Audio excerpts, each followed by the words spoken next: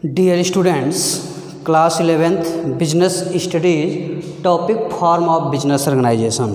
Students, form of business organization means कितने तरीके से हम बिजनेस कर सकते हैं. तो form of business organization is divided into three part: private sector, public sector and joint sector. Private sector means also divided into two part: non-incorporated and incorporated.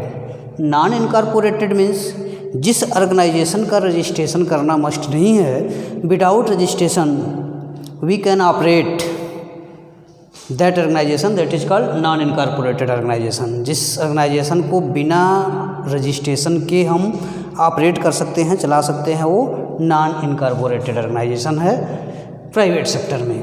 जिसमें आपके 4 आते हैं: sole proprietorship, joint Hindu family business, partnership, joint venture. Incorporated means जिसका registration must है, without registration हम उस business को operate नहीं कर सकते हैं. जिसमें आपका joint stock company, cooperative society या कोऑपरेटिव इंटरप्राइजेज हैं. मीन्स प्राइवेट सेक्टर में 2 तरह के बिजनेस ऑपरेट होते हैं. एक जिसका रजिस्ट्रेशन कराए बिना हम बिजनेस कर सकते हैं, दूसरा जिसका रजिस्ट्रेशन करा करके कर सकते हैं. तो जिसका रजिस्ट्रेशन कराए बिना हम बिजनेस कर सकते हैं, नॉन इनकॉर्पोरेटेड, इसमें पहला है आपका सोल प्रोप्राइटरशिप. तो इस वीडियो में हम लोग सोल प्रोप्राइटरशिप के विषय में देखते हैं. नेक्स्ट वीडियो में joint Hindu family business, partnership, joint venture और ये सारी चीज़ों को देखा जाएगा. Public sector, joint sector. तो फर्स्ट है हम लोगों का नॉन इनकॉर्पोरेटेड सेक्टर में sole proprietorship. Students, sole proprietorship. Sole proprietorship is the oldest form of business organisation. जितने भी बिजनेस ऑर्गेनाइजेशंस हैं उन सब में सबसे पुराना हमारा सोल प्रोप्राइटरशिप है. सिंगल बिजनेसमैन है. सोल प्रोप्राइटरशिप मीन्स अकेला बिजनेसमैन होगा, अकेले बिजनेस करेगा, अकेले ऑपरेट करेगा, सारा काम अकेले करेगा, सारी रिस्पॉन्सिबिलिटी इसकी अकेली रहेगी. तो आप इसको कह सकते हैं sole proprietorship refer to that form of business organisation which is owned by a single person. Business की सारी एक्टिविटीज़ किसी एक सिंगल पर्सन के द्वारा मैनेज किए जाएंगे, ऑपरेट किए जाएंगे, वही सोल प्रोप्राइटरशिप है. आप डिफरेंट सोल प्रोप्राइटरशिप देखते होंगे. जैसे जनरल स्टोर की दुकान है, यानी जिसका केवल एक मालिक है और वही सारी चीज़ के लिए रिस्पॉन्सिबल है. कैपिटल भी वही लगा रहा है, बिजनेस को ऑपरेट कर रहा है, कस्टमर को डील कर रहा है, सारी रिस्पॉन्सिबिलिटी उसकी है. वही सोल प्रोप्राइटरशिप है और ये सबसे ओल्डेस्ट फॉर्म है बिजनेस करने का. स्टूडेंट्स, अब इसके फीचर्स क्या होते हैं? सोल प्रोप्राइटरशिप में अकेला बिजनेसमैन होगा, सारा कैपिटल यही लगाएगा, सारी रिस्पॉन्सिबिलिटी इसी की है. यही सब इसके फीचर्स हैं. इसमें इंडिविजुअल ओनरशिप, अगर आप इसकी फीचर्स की बात करें तो इंडिविजुअल ओनरशिप, केवल एक ओनर रहेगा इस बिज़नेस में, only one owner. Unlimited liability, इसका फीचर्स एक भी और है, अनलिमिटेड लाइबिलिटी. यानी मान लीजिए बिजनेसमैन में केवल अकेला ओनर है, एक व्यक्ति है, और ये बिज़नेस में 5 लाख कैपिटल से अपना बिजनेस स्टार्ट किया. इसके बिजनेस की लाइबिलिटी ज़्यादा हो गई, ये अपने कर्ज को नहीं दे पा रहा है, इसके पास 10 लाख डेप्ट है, उस 10 लाख डेप्ट को ये पेमेंट नहीं कर पा रहा है. ऐसे में इसके प्राइवेट एसेट्स को, बिजनेसमैन के प्राइवेट एसेट्स को, यानी इसके घर को, इसके पर्सनल बाइक को, पर्सनल कार को, पर्सनल एसेट्स को भी सेल किया जा सकता है. जबकि ज्वाइंट स्टॉक कंपनी में, इनकॉर्पोरेटेड में जो है स्टॉक कंपनी बनेगी उसमें ऐसा नहीं है. तो अगला फीचर्स इन लोगों का यही है कि अनलिमिटेड लाइबिलिटी. सिंगल बिजनेसमैन की अनलिमिटेड लाइबिलिटी होती है, असीमित लाइबिलिटी होती है. यदि वो बिजनेस के पैसे से अपने डेप्ट का पेमेंट नहीं कर पाता है तो उसके पर्सनल एसेट्स को, उसके घर को भी बेचा जा सकता है और उसकी लाइबिलिटी का पेमेंट किया जा सकता है. फिर और इसके फीचर्स है, चूँकि अकेला है तो फ्री है, स्वतंत्र है, जो उसकी इच्छा करेगी वो करेगा. ऐसा नहीं है कि 2 पार्टनर्स हैं, दोनों से एक दूसरे से डिसीजंस लेने हैं, फिर डिस्प्यूट होने हैं, ऐसा कुछ नहीं है. वो कोई भी बिजनेस सेलेक्ट करने के लिए फ्री है.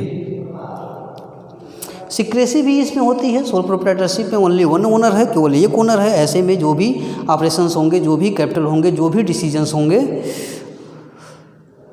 वो सब सीक्रेट रहेंगे, क्योंकि एक ही बिजनेसमैन है, जो होगा सो उसी के थ्रू होगा। जब तक वो उस मैटर को डिस्क्लोज नहीं करेगा, कोई अदर पर्सन उस मैटर को डिस्क्लोज नहीं कर पाएगा।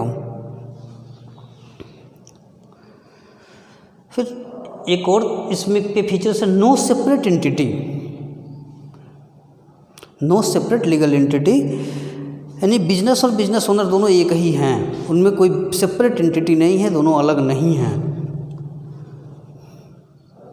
अनडिवाइडेड रिस्क भी इसके फीचर्स हैं। अनडिवाइडेड रिस्क मीन्स जो भी रिस्क है, जो भी लॉसेस है, उसको केवल अकेला व्यक्ति बियर करेगा, न कि 2 या 4 व्यक्ति बियर करेंगे, क्योंकि इसके सिंगल ओनर हैं। ये सब तो इसके फीचर्स हैं। फीचर्स में यही है इसका कि सिंगल ओनरशिप है, केवल एक व्यक्ति है, unlimited liability,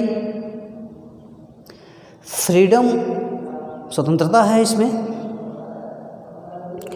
no separate legal entity और अनडिवाइडेड रिस्क, रिस्क को डिवाइड नहीं किया जा सकता। ये सब इसके फीचर्स हैं। यदि इसकी मेरिट की बात करें, यदि सोल प्रोप्राइटरशिप के मेरिट की बात किया जाए, इसके क्या मेरिट हैं या इसके क्या एडवांटेज हैं, तो इसके एडवांटेज यही है कि एक क्विक डिसीजन, जो कि अकेला व्यक्ति है, अकेला ओनर है, जो भी डिसीजंस लेने हैं वो क्विकली डिसीजंस ले सकता है, डिफरेंट लोगों से कंसल्ट करने की ज़रूरत नहीं है। All the decision taken by only one person, so decision taken immediately. फिर बेनिफिट ऑफ सिक्रेसी, सिक्रेसी भी है इसमें है, हम सारे मैटर को सीक्रेट रख सकते हैं, किसी को बता नहीं सकते हैं। डायरेक्ट मोटिवेशन, हमें प्रॉफिट होगा तो डायरेक्ट मोटिवेशन, प्रॉफिट होगा तो बिजनेसमैन अपने आप मोटिवेट होगा और उस काम को करने के लिए अधिक से अधिक प्रयास करेगा। पर्सनल कंट्रोल और इजी फॉर्मेशन। पर्सनल कंट्रोल मतलब व्यक्तिगत कंट्रोल, कई लोगों पे कंट्रोल नहीं करना है, केवल अपने पे कंट्रोल करना है, क्योंकि अकेला ओनर है। और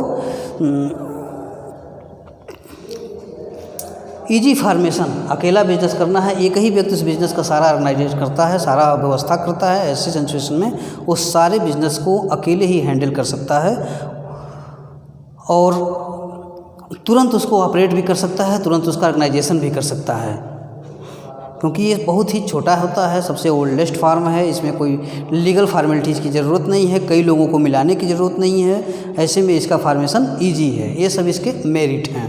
यदि हम डीमेरिट की बात करें इसके कि इसमें क्या क्या दोष हैं, तो इसके डीमेरिट में लैक ऑफ कैपिटल, सबसे बड़ा डीमेरिट तो यही है कि एक व्यक्ति अधिक से अधिक कैपिटल इंट्रोड्यूस नहीं कर सकता। जहाँ बहुत अधिक कैपिटल की ज़रूरत हो, ऐसे में अकेला व्यक्ति उतने कैपिटल नहीं लगा पाएगा।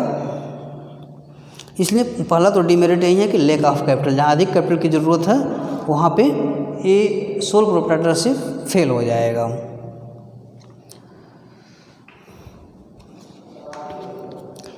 अनलिमिटेड लायबिलिटी, ये भी एक डीमेरिट है।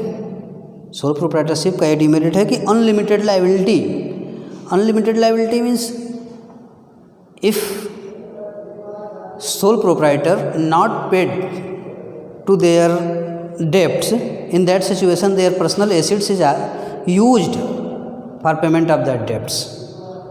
यानी जब वो अपने डेब्ट्स को पेमेंट नहीं कर पा रहा है, बिजनेस के डेब्ट को, बिजनेस के लोन को पेमेंट नहीं कर पा रहा है, तो उसके पर्सनल एसेट्स को भी बेच करके उसके लोन का पेमेंट किया जा सकता है, जो कि डीमेरिट्स है सोल प्रोप्राइटरशिप का।